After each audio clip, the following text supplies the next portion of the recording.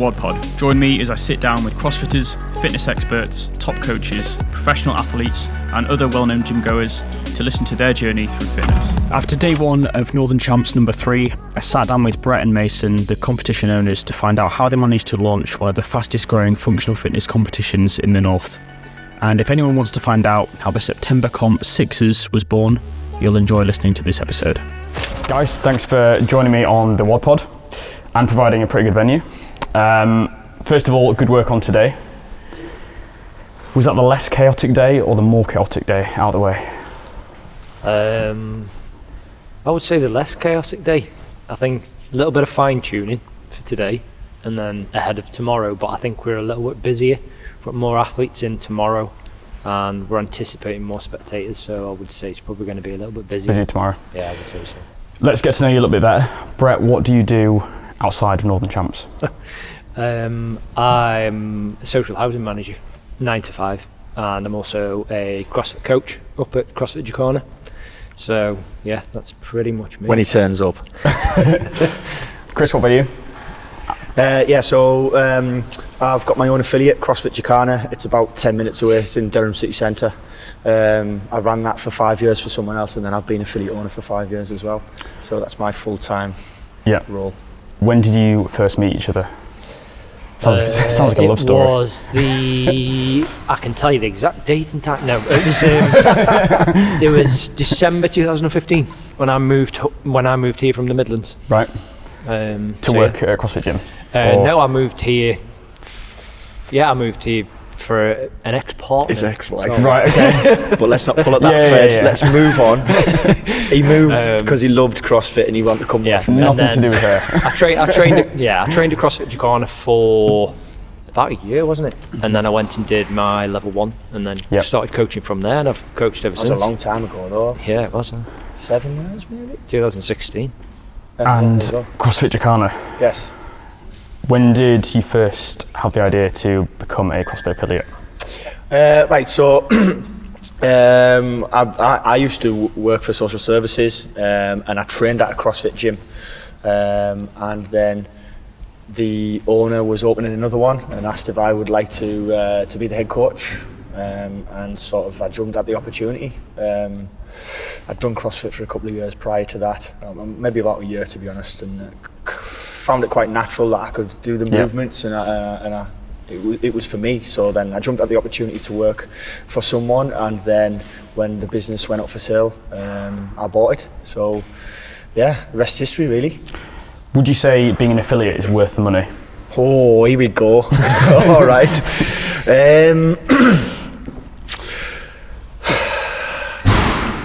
No. Not now, or has it been beneficial in prior years? It was. I mean, a massive pull for being a CrossFit affiliate was the CrossFit Open. Yeah. Okay. So back in the day, enter the CrossFit Open. You had to complete those workouts in a CrossFit affiliate. All right. So it gave a bit of prestige to the Open and the CrossFit Open. Now anyone can do the judges course online. You could do the judges course. He could do the workouts and you could judge him anywhere. Pure Gym, that's nothing against Pure Gym, but any sort of Globo gym, and still get a score in the CrossFit Open and move on. And it just takes the prestige away. I had people drop in. I'm in Durham, it's week 2 of the Open, can I come and do the workout in your... And we never charged for that. Yeah. But the guys came through the door, and that now is being diluted a lot. Yeah. You know, tenfold, open by open, the standards, and then even separating the games this year. It's just the prestige we don't know what that's going to work out like, because we have yet to see. So I'll reserve judgment until I've watched this year's season. But I can't see how that is going to improve the CrossFit Games at all. Since you opened the gym then, have the affiliate fees gone up? Or yeah, man. You know, not in relation to, like, especially as value's going down, like, probably not. Yeah, definitely. And I get that businesses have to put prices up, but I mean, I remember getting an email a month ago or whatever it was, and it was sort of like, it just landed at 8 p.m. our time, or maybe 7:30. I was coaching and picked up the email when I finished, and it was just like, wow, nice one, thanks. And there's nothing that's changed. So nothing's changed at all. But They would say it has. Yeah. They'll argue they've done X, Y, and Z. Yeah. And I mean, there is a lot of things out there. I honestly believe that with a CrossFit gym, I think CrossFit gyms should be doing the same programming, because other franchises and affiliates, franchises, they sell the same product. They do the same thing, don't they? They do the same thing. So why aren't we all doing the same thing? Yeah. Why is not HQ going, you're doing cap, you get cap, you Yeah. do cap, and they can keep a tighter rein on what actually they want to guide people. Whereas you can go and get 50 different programming, sort of online programming for affiliates and whatever. And we're doing similar movements, but there's no one sort of overseeing that. And I think to give bang for the buck, everybody should be doing the same. Yeah.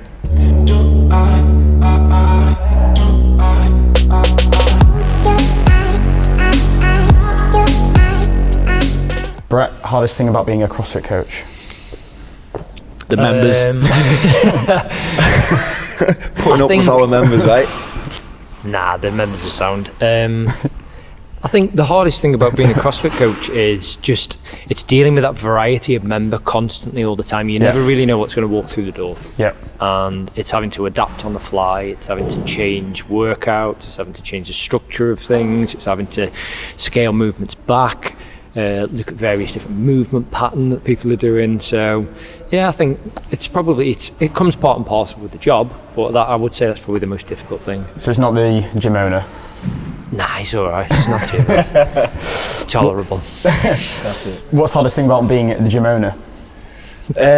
Coaches. With coaches, no.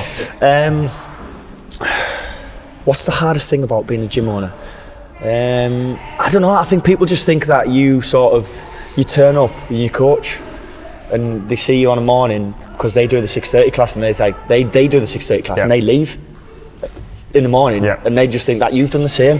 And you're like, well, I work all morning, I go home, I have some food, maybe train myself, and then I go back and I do it again at night. And then in between all of that, you're doing all your admin and you're ordering and you're paying your bills and all that, and all the fees are going up, and it just doesn't get that easier. And your apparel and you spin a lot of plates, but that's like any business owner. The responsibility lies with the business owner. They just think you turn the key, the member, and then you, like you said, you've just got to have a good staff team behind you. It makes it a little bit easier. But it's tough owning a small business. A lot of people can relate to that. Doesn't matter what the business is, whether it be a competition or what you do yourself. It's 24/7. Behind the scenes is full on. Northern Champs then. Who came up with the idea? It was there wasn't really a definitive time where either of us came up with the idea. We've talked about this for a while. Pre-COVID. Pre-COVID. So we started discussing this pre-COVID. Lockdown happened, sort of put everything on the back burner. We discussed it. We basically just said we thought there was a gap in the market for something different. Because actually you were both at Castle Games. I think it was Castle Games 21, maybe. And you were both there. And I think so Mason was taken on as the head judge prior to me going there, and then they took me on as a secondary head judge as well. So we both sort of co-head judged the Castle Games for a period of time. Working together in a comp environment. And actually at that point, I don't think it was. It wasn't even before that. It was before that. Before that, obviously, like I say, COVID. We had the competition. It wasn't called this. We had a logo. We had it all. We were sorting venues. So before Northern Champs, you had a different idea. Yeah, we were going to run with a slightly different name, same concept. Yeah, similar concept. What was the name? I'm curious. Full Lockout. And it just. We batted it backwards and forwards, didn't we, for a while, and it never sat right.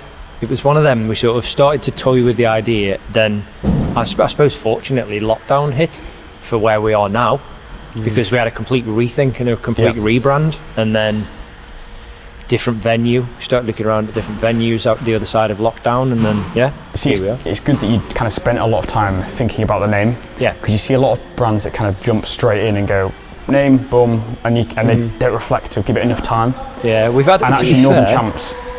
We wanted to look like we were like. Be honest, we didn't agree on names, and Rep wouldn't have picked this in a month of Sundays. I wanted it to sound like it had been around a long time. So now, like Northern Championships, but then when I'm calling Northern Champs, but it sounds established already, rather than sort of a different name, which would obviously sound like a new competition. You know, like people. This is only our third competition, and people are coming in, and even from our first competition, we hit the ground running, and people were like, wow, how many have you done? And you're like, well, one. I remember. So I remember you both saying, like, we're going kind of all in. Which we did. We're going to kind of give it everything we've got, and it'll be a sink or swim moment. It will either do really well. We do that every time. That we literally do that every time. Like we give it 1,000% every single time. Like we have going on behind the scenes again. It's relentless. Like we worked it out. I think we were having a little laugh and a joke last time. We worked it out with something like 20 odd pence an hour by the time we broke it all down. Worked out your hours, for the time we'd actually put in. And it just becomes ridiculous. It's not a short term money gain at all. I think what's important to remember is that, like, we completely appreciate everybody who comes, everybody who pays on the door, everybody who enters our qualifiers, doesn't make it, and everybody who comes and competes, and the vendors that back us as well, because like times are hard and they want to spend the cash with us, and they do. CrossFitters are mental. They spend shit ton of money on everything, but like we completely appreciate that. So put in some effort into what we're gonna give them on the day and in the lead up. It's a given from us. I think when you look at how much they spend versus what they get, it's worth every penny. And that was a buck, mate. That was always the issue. So that was the thing we'd spoken about, and we'd sort of racked the brains multiple times about why are people now not giving out t-shirts? Why are people not giving out athlete packs? Why are people not going that extra mile like they used to? Because we've competed for a long time and we used to get all of those things back in the day. Are we old enough to say back in the day? Back in the day, like we did. We went to comps, we got t-shirts, we got bags with like cans in and various protein bars and stuff, and they've stripped that and they've stripped that away. I mean, at the end of the day, it's sort of, you've got 95% of people are coming to the competition for the experience, because there's only 5% of people in with a shot of winning. We know that from the qualifiers, or we know that from who walks through the door. We know the winners. And 95% of people know that because they qualify in 15. Absolutely. So they're coming along. They're coming along for good time, judge fairly, run on time, good programming, and a takeaway t-shirt or something keepsake to take away for the money, because they'll wear that, and that's what happened back in the day, and along the way that sometimes gets lost off for whatever reason, overheads, whatever, making ends meet, that's fine, but like it's a given for us. It's like, right, what are we putting aside to go back in, because it does, and I think you can see that. I think you can see that, you know, there's added value in this comp over others. We'd like to think so. Are aware of that as well. Look, I mean, we just do our thing. We do our thing, and if people like it, they'll come back. Other comps will do their thing, and they're busy, and that's great. That's fine. We're not saying that we give more added value at all. We're just doing our own jam, and if people enjoy it, great. It was never about stepping on toes. No. We discussed this and we just said it was just a piece of the pie. That's all it was. Like we thought we could do something that was a little bit different, a little bit more unique than your average sports hall venue, and that's what we went with. That's why we came here.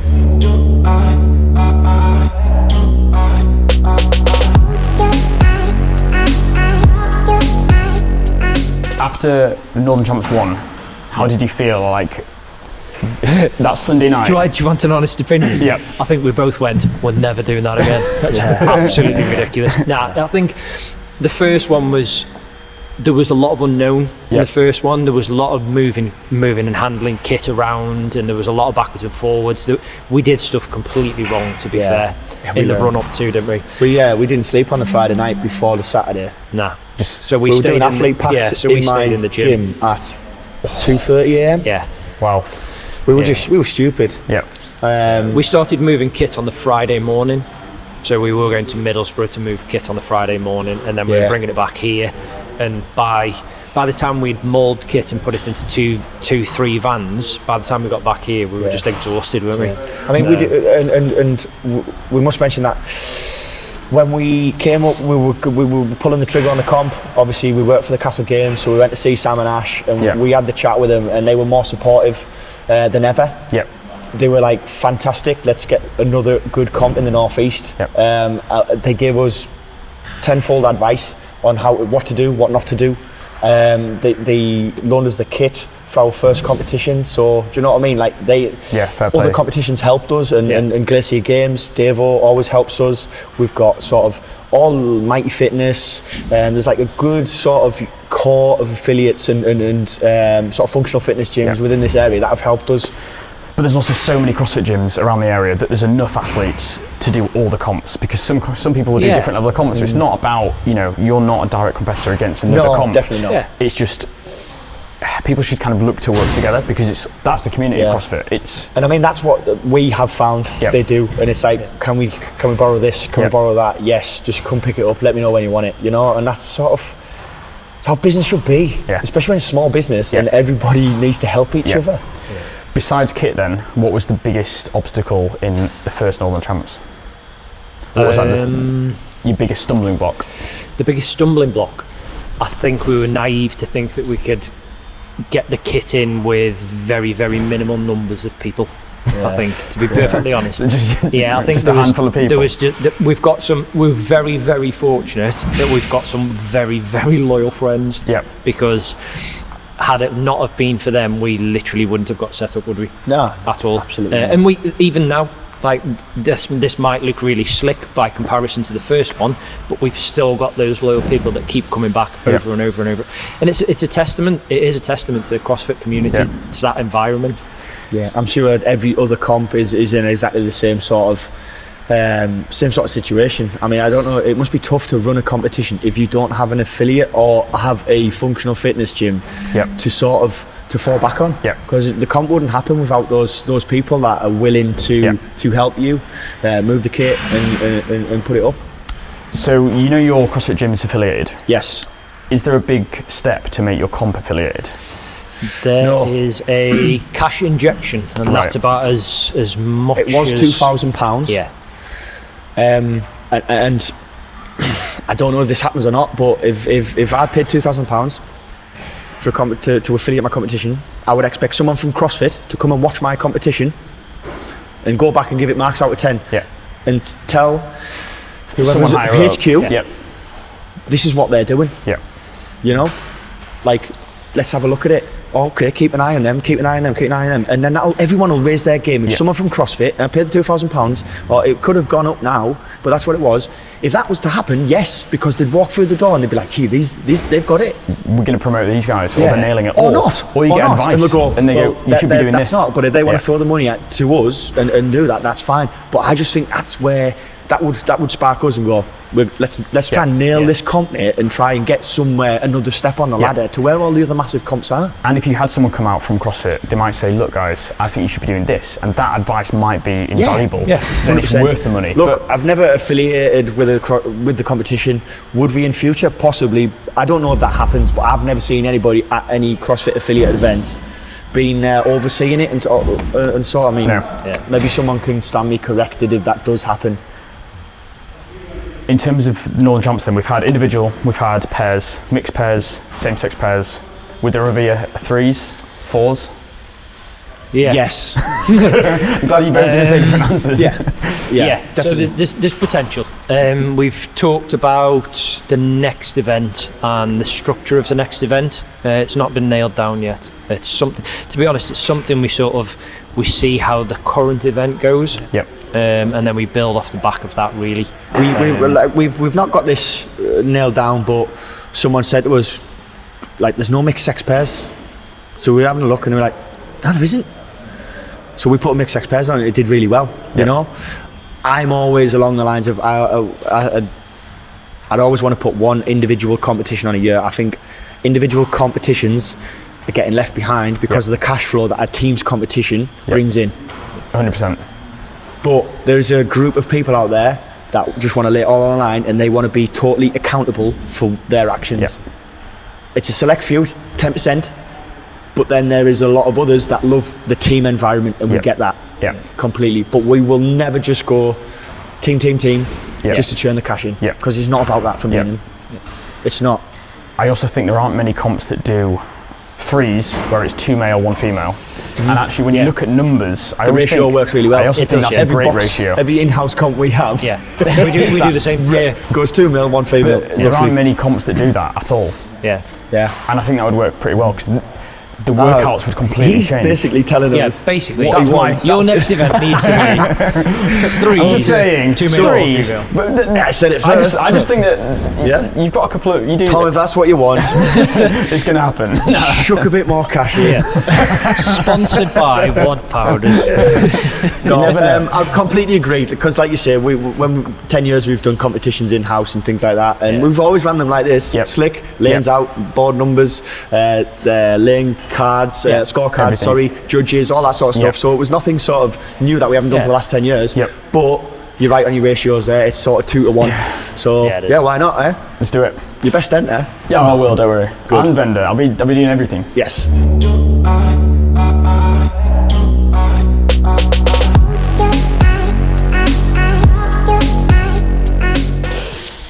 Will there be another Northern Champs this year? Yes. We have. Want to say? Yeah, well, you can say it. Yes. We booked the venue for August, so it will be Saturday the 17th, Sunday the 18th of August. Big weekend. So summer. Yeah, we're trying to. We do want to sort of use some outside space. We do like CrossFit comps where they go outside and do bits and bobs, and hopefully the weather will be nice in the northeast. Hopefully, I say hopefully. It does rain, but we also. We don't like to detract the attention from the competition floor, which is why we do everything we do on the competition floor. Because you look at all the other events, not CrossFit events, but other events, and it's focused. And that's all we're trying to do here, is focus, not run 2 workouts at one time. People have that business model and that works for them. But for us, it takes half over there and half over there, and the whole thing's a little bit... disjointed. Not disjointed, because it works seamless for them. Does that get it? Everyone in this arena watches, they know which workout it's on, they know what they're doing. When they're looking over that way and they're doing a different movement, it does make it more complicated. It does, and that's what we don't want to, like I say, people have that business model and that works for them. But for us, we're always like, just so people are watching you. You know, it's particularly the scaled and the intermediate categories, and everyone watches the RX, they're fine. They're not bothered about the sparks and the bells and the whistles. They just want to get out on the floor, smash that workout, and get off. But you scaled athletes, it's nice to have the moment on them. 100%. And so, I think not today, taking it. Like having your pyrotechnics, you know, your smoke, whatever, it gives the scaled athletes a taste of a top level comp. And that's the feedback we get. If that's what you say, then that's... I mean, when I competed, I did the first Northern Champs with James, and we were intermediate, and I'm never going to beat the CrossFit Games, I'm going to be honest. It's probably quite obvious. But walking out with that atmosphere and a full crowd of people around makes it takes it up a level from the usual in-house comp, medium-sized comp. You know, we peddle this as being an athlete for the day. Regardless of your skill level, you will be treated exactly the same as somebody who can do 30 unbroken ring muscle ups. If you're just getting your first pull up on that day, you will be treated identically. That's what we filter in our affiliate, right? It's not about the top athlete, it's about every single person that walks through your door, and it's every single person that walks through our door in the competition as well. Like, everybody's just as important. On a personal level for you both, have you got any CrossFit comps lined up? Not for me. No, to be fair, I've not competed for a good couple of years now. I've seen those bar muscle ups. It's been a good couple of years. He's good. He's good. It's just, it's having the time. I have quite a busy life outside of this. And it's just having the time. It's having the time to devote to the training, to be at peak level all the time. And life just doesn't lend itself to that at the minute. Would I compete further down the line? Maybe. Would I go wait till I'm 35 to 39 category and jump in with him? Probably. I do think that'd be cool. I think I'll be out that category by the time. I think it'd be cool if you both just competed on the side at a Northern Champs. Do you know what I mean? Like, I was hoping for the invite. There was a guy by himself there, and I was hoping for the invite there. I was in. I'm 37, and I love sort of competing. I still compete at the sort of the decent comps, but I do go in the RX because I believe that I can do that, and And it's almost like when I played football, it was like play at the highest level you can for as long as you can, and I take that concept into sort of CrossFit as well. I compete at the highest level you can for as long as you can, and the guys do it. To be fair, there's the guys in the 35 category there, and they're 52. You know, which is great. But I'll always go RX as long as I can. In that sort of 35 and under category, because it's good fun. Do you think it'd be cool to do your athlete briefing, and then just slip in and jump in on the workout? Well, I think the thing that people miss as well with the comp is we test all of these workouts rigorously, and we tweak them and we change them and we do different workouts and we scrap the entire workout and we reformat and start again. So we spend a lot of time in the gym. It's probably the hardest thing we do, other than like manually physically moving kit. It's really difficult, and we spend a lot of time going backwards and forwards going, that doesn't really sit right, that doesn't flow. Setting the workout, the floor up so that it flows properly. We spent an hour yesterday making sure that kit was in the right place and the lines were in the right place to make sure everything flowed properly. So previous guest Elise Davis, who is a intermediate RX female athlete, she asked a question for you guys, which is quite relative to that, and it was, what's the ideal time frame for a competition workout? So what we tend to base it on is how much time can we give an athlete on the competition floor to get as much value for money for what they're coming for on the day. Generally speaking, we probably get around about 45 minutes throughout the day. I think today was 47 minutes. 47 minutes today.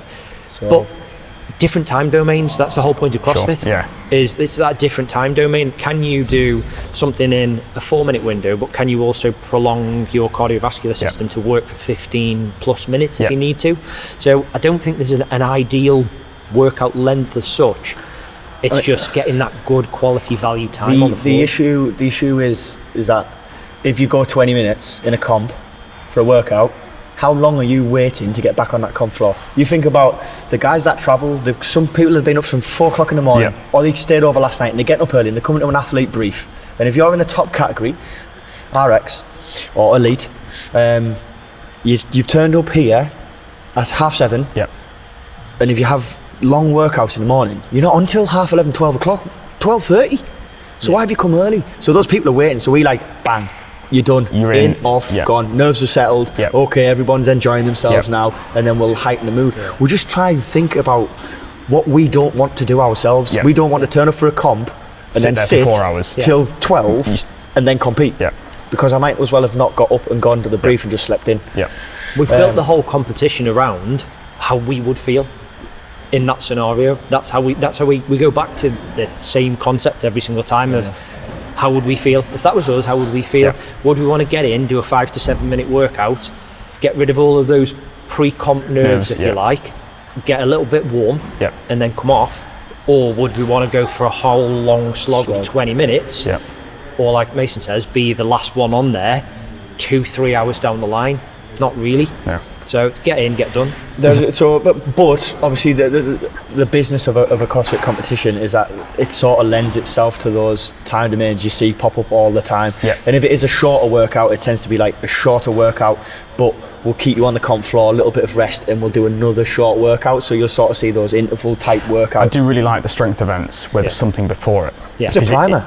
Exactly. We had our first, what was it, sandball over the rig when we did? Was that workout? Was that competition one? That was comp 2. So that was comp 2. So that was just priming everybody. And 95% of people, because I helped the people in off the comp floor that day. Sorry. That was the one you did. And then they were like, I've PB'd, I've PB'd, I've PB'd, I've PB'd, I've PB'd. And that's what you want. So if you're going to tire them out previously to doing that, then you're going to have people disappointed. Whereas you want people sort of like hitting those 1 rep maxes, because like a t-shirt, you want a t-shirt, you want a PB. We didn't do it so much today because I PB'd a complex of 3 deadlifts. It's not quite the same. It's not, to be honest. But if it's a clean and jerk or a snatch, we want them PB in that lift, because that's what it's all about. Hugs on the. They're more likely to come back to a comp with a PB'd. Because they think they got results. It's because they came here. Exactly. There's a water in the northeast. Must be. Gonna finish with some rapid fire Did we answer that question? I think you did. Did we? Yeah. I don't think I did. I did. I did it for you. Ideal competition workout. No time frame. Time frame for a CrossFit workout in general? In a comp. Oh, in a comp. 7 minutes for the first one. I'd say, yeah. If you want to be good at comps, you need to be training sub 10 minutes. Yeah. So it's probably 5 to 9 minutes. That sort of time domain, I would say. But it's CrossFit, so if you can't go for 45, then yeah, expect the unexpected.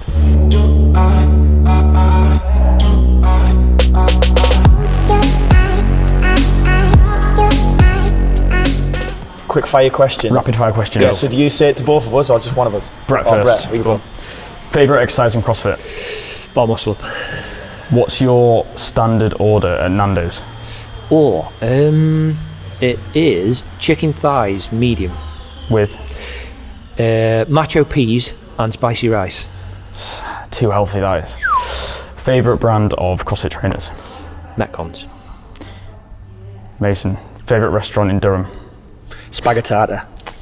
Has to be. Plug. You best go there. Spaghettata. And there's a great nightclub attached to it upstairs, and that is fabulous. Is that the duo? That you give your meal and then so food upstairs and then roll down the stairs. And then roll What's your favourite song for a 1 rep max clean? My favourite song for a 1 rep max? Like, get you in the zone.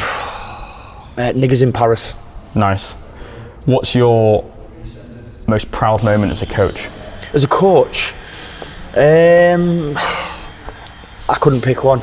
I honestly couldn't because, I wouldn't like to do anyone in the mischief. They might, like the 30 people that might listen to this. What he meant to say was when he employed me for the first time. That's what I was hoping. But as a coach, I don't really have one. Just sort of proud every day, really, of making a community of people fitter. As affiliate owners or as functional fitness gyms or whatever sort of you do in terms of exercise, that's the best hour of someone's day. Yep. They run around from 5 a.m. in the morning to get to a 6 p.m. class on an evening, and they do that because they want to be there. So I just think you have to be proud that you create that atmosphere. 100%. Yeah. Anything else you want to mention about Northern Champs before we wrap it up? I mean, you've obviously mentioned the August dates. I think there's been, for us, right from the start, there's been a lot of support. I think from you guys, jumping straight in. We've had a lot of support from people around that we value really highly, and we'll always invite people back who supported us right from the start. We talked to some of the vendors today and saying the same thing. But yeah, I just think we'll never forget where we started. We'll never forget where it came from, because ultimately we built it from the ground up. Yeah. And it is difficult. It's a lot of blood, sweat and tears goes into it, and there's a lot of man hours goes into it, but we're just really thankful for people to sort of get on board and support us and come and compete and do all the qualifiers. And I mean, especially second week in January, everyone's carrying a bit of Christmas weight, and they're still here. They still come in. It's freezing cold. They're still turning up, and they're still getting the workouts in and stuff. Yeah, I think just a thank you to everybody that supported us from the start. I think from me will be to mention that, like, sort of we're comp 1, comp 2, comp 3. This is only comp 3. Like we're pushing forward. Yeah. Like this isn't it. Yeah. Do you know what I mean? We're just getting going. Yeah. In terms of comp 4, then, if people are watching this and want to get involved, do you have a mailing list for when the qualifiers come out, or is there a way that they can sign up on your website, or is it just a case of... We don't have a direct mailing list. It's a case of we publicise, so we sort of run the social media between us, and we publicise through social media. So follow us. Yeah, we'll let people know. Follow us. And we'll let people know. We're quite vocal when we start putting out the qualifiers and registration and things. And we might need to get on TikTok. That's the next thing. Like, I don't know. I don't have TikTok. I'm not. Not that I'm not a TikTok fan. There's enough going on with sort of your socials and trying to run your affiliate and all that. Yeah. And then you're trying to do the gym, the competition as well. But yeah, we probably need to get a little bit more savvy with the way where the world lives now. I still think when it comes to like information and signing up, Instagram's still where people would go. Yeah. I think TikTok's just Okay, full well, of garbage. Yeah. Right, okay, well, we're not going to. Yeah, we generate probably the most interest from Instagram against Facebook. Having a good social media team as well, you know. I mean, Dan, key. Johnny, and Shents. You're talking. You've got three of the best there. Yeah. So we hit the ground running because it's pointless having a good competition if no one sees it. No one sees it. Yeah. 100%. Socials, Jamie will get the Northern Champs Instagram plugged right now on the screen. Beautiful. And I think that's wrap it Will up it be there. here or where will it be? Sign up. Cool. Wrap it up there. Thanks, gents. Cheers, guys. Thanks for joining Thank you very much. Thank you. Wicked.